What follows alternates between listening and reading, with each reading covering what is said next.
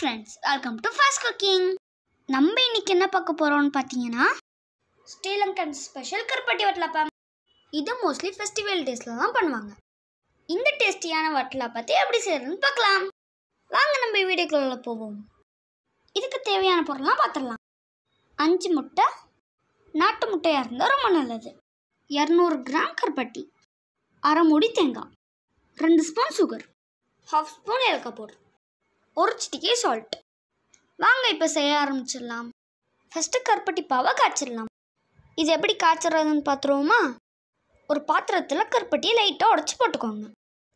அதில் 1 கப் தண்ணியை ஊற்றிக்கோங்க. இது இப்போ நம்ம நல்லா கொதிக்க விட்டுருவோம். இந்த பாவை நல்லா திக்காகிற வரைக்கும் காய்ச்சி எடுத்துக்கோங்க. இந்த பாவை நல்லா ரெடியாகி வந்துடுச்சு. இந்த ஸ்டேஜ் வந்ததுக்கப்புறம் அடுப்பை ஆஃப் பண்ணிடுங்க. அடுத்தது முட்டையை பவுலில் உடச்சி ஊற்றிக்குவோம். கவுச்சை வெளியில் எடுத்துருவோம். அது மஞ்சள் கருவில் இருக்கும். இதுதான் அந்த முட்டை கவுச்சு. அந்த கவுச்சு எடுக்கலன்னா வட்டலாப்பம் ரொம்ப முட்டை கவுச்சு ஆயிடும். உடச்ச முட்டை எல்லாத்தையும் வேற பவுலில் மாற்றிக்குவோம். இதில் லைட்டாக அடிச்சுட்டு பெரிய பவுலில் மாற்றிடுவோம். நீங்கள் இதை 15 மினிட்ஸ் தான் அடித்து எடுக்கணும். மிக்ஸியில் அடிச்சிடாதீங்க ஃப்ரெண்ட்ஸ், கையால் தான் அடிக்கணும். கையால் அடித்தாதான் உங்களோட வட்டலாப்பம் சாஃப்டாக வரும். அதில் நுர வர வரைக்கும் நல்லா அடிக்கணும் ஃப்ரெண்ட்ஸ். எடுத்து வச்சிருக்க தேங்காவை 1 கப் பாலை புழிஞ்சு எடுத்துடலாம். அந்த பாலை நம்ம அடிச்சிட்டு இருக்க முட்டையில் ஊற்றிடலாம்.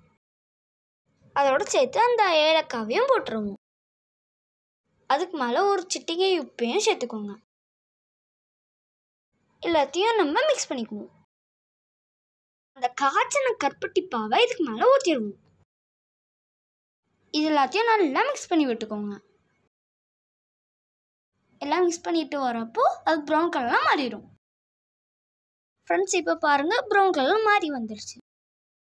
இந்த கேப்பில் நம்ம கேரமல் ரெடி பண்ணிடலாம். இந்த கேரமல் எப்படி ரெடி பண்ணுறதுன்னு பார்த்துடலாமா? சின்ன ஒரு பாத்திரத்தை அடுப்பில் வச்சு எடுத்து வச்ச சுகரை அதில் போட்டுருவோம். அதை லோ ஃப்ளேமில் வச்சுருவோம். கொஞ்ச நேரத்தில் இந்த மாதிரி சுகர் கரைஞ்சிரும். ரொம்ப கட்டியாயிட வேணாம் ஃப்ரெண்ட்ஸ். கட்டி ஆயிடுச்சுன்னா உங்களால் யூஸ் பண்ண முடியாமல் போயிடும்.